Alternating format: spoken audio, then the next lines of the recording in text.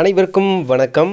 TNSTC அரசு போக்குவரத்து கழகத்தில் இப்போ வந்து டிசிசி மெத்தட் படி ப்ராசஸ் எல்லாம் முடிஞ்சு எப்போ அப்பாயின்மெண்ட் தருவாங்க, எப்போ வந்து போஸ்டிங் போடுவாங்க அப்படின்ற ஒரு கேள்வி எல்லாருக்குமே இருக்குது. இதில் குறிப்பாக ஓரளவுக்கு ஸ்கோர் எடுத்திருக்கக்கூடிய நபர்களுக்காகட்டும், அதே மாதிரி எங்களுக்கு வருமா, அந்த மாதிரி நிறைய கேள்விகள் இருக்குது. இதில் என்ன டவுட் எல்லாருக்குமே அப்படின்னாக்க, இந்த அப்பாயின்மெண்ட்ஸை பொறுத்தவரை நேரடியாக, அதாவது அஃபிஷியல் வெப்சைட்டில் ஆன்லைனில் செலக்டான கேண்டிடேட்ஸுடைய லிஸ்ட்டை வெளியிடுவாங்களா அல்லது தபால் மூலமாக அனுப்புவாங்களா அப்படின்னு ஒரு டவுட் எல்லாருக்குமே இருக்குது.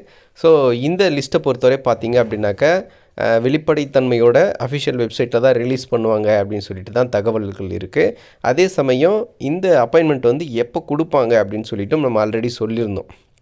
ஸோ அஃபிஷியலாக இது சம்மந்தப்பட்ட அப்டேட் எதுவும் கொடுக்கல அப்படின்னாலும், இது சம்மந்தப்பட்ட விசாரித்த வரை இது சம்மந்தப்பட்ட தகவல்கள் என்ன அப்படின்னா, ஜனவரி மாதம் இதுக்கான அப்பாயின்மெண்ட் கொடுக்க போகிறாங்க, இந்த போஸ்டிங்ஸ் எல்லாம் ஃபில் பண்ண போகிறாங்க அப்படின்ற அப்டேட்டை ஆல்ரெடி பல வீடியோஸ்லேயே சொல்லியிருக்கோம். இதில் குறிப்பாக எல்லாரும் மீண்டும் மீண்டும் கேட்குறது என்ன அப்படின்னாக்கா, ஒரு வேளை வெளிப்படைத்தன்மை இல்லாமல் தபால் மூலியமாக செலக்ட் ஆனவங்களுக்கு தபால் மூலியமாக அப்பாயின்மெண்ட் ஆர்டர்ஸ் வந்துருச்சு அப்படின்ற சொல்கிற பட்சத்தில், இது வந்து நம்ம எப்படி இது யாருக்கு போட்டாங்க, வெளிப்படைத்தன்மை இல்லாமல் தபால் மூலியமாக சிலருக்கு மட்டும் அனுப்புவாங்க, நமக்கு வந்துச்சா இல்லையா, யார் செலக்ட் ஆனாங்க, இந்த மாதிரியான டீட்டெயில்ஸ் எதுவுமே தெரியாமல் போயிடுமே. அதே மாதிரி இதில் பணம் பெற்றுக்கொண்டு இந்த மாதிரியான அவங்களுக்கு இந்த மாதிரியான போஸ்டிங்ஸ் போடுறதில் ஏதாவது குளறுபடிகள் நடக்குமோ என்ற சந்தேகமும் நிறைய பேருக்கு எழுந்திருக்கு. ஏன் இந்த டவுட்ஸ் வர்றதுக்கான காரணம் என்ன அப்படின்னா, இப்போ எக்ஸாம் எழுதிருப்பீங்க, உங்களுடைய ஸ்கோர் பார்த்துருப்பீங்க, செலக்ட் ஆன கேண்டிடேட்ஸுக்கு லிஸ்ட்டு கொடுத்துருந்தாங்க, அதன்படி எல்லாருமே வந்து போயிட்டு நேரடியாக இன்டர்வியூ அண்ட் ப்ராக்டிக்கல் அட்டன் பண்ணிங்க. ஆனால் practical mark and interview marks பொறுத்த வரைக்கும் நம்ம யாருக்குமே தெரியாது. அதுவும் குறிப்பாக ப்ராக்டிக்கல்லாம் என்ன நடந்துச்சுன்னு கூட யாருக்கும் தெரியாது.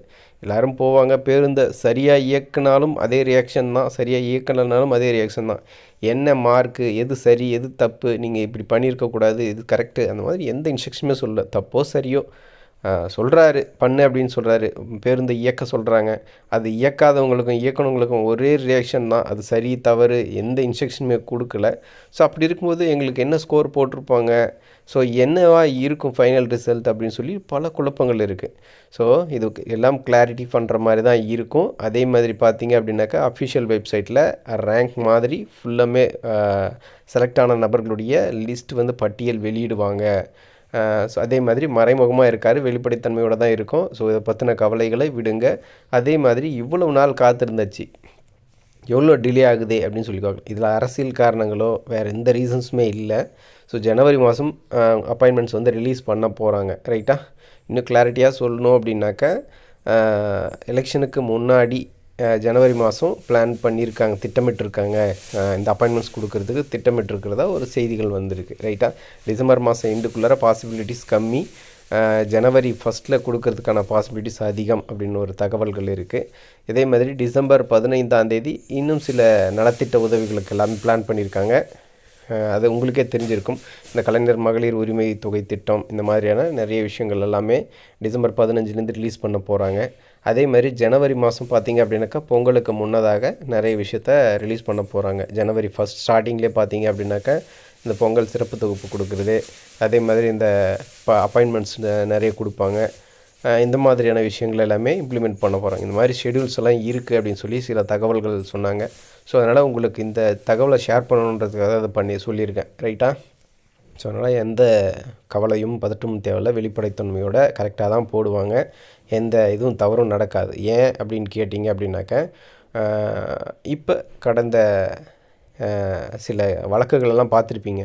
இந்த மாதிரி ஊழல் குற்றச்சாட்டுகள், பணி நியமனத்திற்கு பணம் பெற்றுக்கொண்டு பணி நியமனம், இந்த மாதிரியான குற்றச்சாட்டுகள் எல்லாமே வந்திருக்கு. நிறைய வெளிப்படைத்தன்மையோடு தான் இருக்கும். அதே மாதிரி குற்றங்கள் நடக்காமல் இருக்கணும் அப்படின்றத தீவிரமாக இருக்காங்க. இப்போ கடந்த முறை வந்து நடந்த தேர்வுகள் அப்படின்னு பார்க்கும்போது, நான் வந்து டிஎன்எஸ்டிசி டிஎன்எஸ்டிசி இல்லாமல் இப்போ ரீசண்டாக நடந்த ஒரு 3 மாதங்களில் நடந்திருக்கக்கூடிய தேர்வுகள் எல்லாமே பார்த்திங்க அப்படின்னா ரொம்பவே ஸ்ட்ரிக்டாக நடந்திருக்கு. எல்லா எக்ஸாம் சென்டர்லேயும் கண்காணிப்பு கேமரா பொருத்தி, இப்போ போலீஸ் எக்ஸாம்லையும் பார்த்திங்க அப்படின்னா கொஷின் பேப்பர் வந்து அந்த செல்ஃபோன் எடுத்துகிட்டு போய் அங்கேயே வந்து கொஷின் பேப்பர்ஸை ஷேர் பண்ணாங்க. அந்த மாதிரியான விஷயங்கள் எல்லாமே இருக்குது பட்சத்தில், ஸோ எல்லா எக்ஸாம் சென்டர்லேயும் கேமரா ஃபிக்ஸ் பண்ணிட்டாங்க. ஸோ எல்லாமே சென்னையிலேருந்து மானிட்டர் பண்ணுவாங்க அப்படின்ற விஷயத்தையும் இப்போ புதுசாக இந்த மாதிரியான நடைமுறையெல்லாம் கொண்டு வந்திருக்காங்க ரைட்டா. அதே மாதிரி இந்த ரிசல்ட்லேயும் எந்த தவறும் நடக்கக்கூடிய இந்த குற்றச்சாட்டுகள் அதிகரிக்க ஸ்ட்ரிக்ட் பண்ணுறாங்க நிறைய விஷயத்த. ஸோ அதனால் கண்டிப்பாக முறைகேடுகள் நடக்காது, யாரும் பயப்பட வேணாம், இதை பற்றி குழப்பங்களும் வேணாம். ஜனவரி மாதம் உங்களுக்கான அப்பாயின்மெண்ட் வந்துடும். வெளிப்படைத்தன்மையோட அஃபிஷியல் வெப்சைட்டில் தான் ரிலீஸ் பண்ணுவாங்க. ஸோ அந்த லிஸ்ட்டில் இருக்கக்கூடிய நபர்களுக்கான அப்பாயின்மெண்ட்ஸ் வந்து சேரும் ரைட்டா. ஸோ யாரெல்லாம் செலக்ட் ஆகிருக்காங்கன்ற டீட்டெயிலும் வந்துடும். ஸோ இதுதான் இப்போதைக்கு இருக்கக்கூடிய அப்டேட்டு. மேலும் இது சம்மந்தப்பட்ட எந்த புதிய அப்டேட்ஸ் வந்தாலும் கண்டிப்பாக உங்களுக்கு நான் தெரியப்படுத்துகிறேன். நன்றி. மேலும் புதிய அப்டேட் மற்றும் புதிய தகவல்களோடு அடுத்தடுத்த வீடியோக்களில் சந்திக்கிறேன். நன்றி.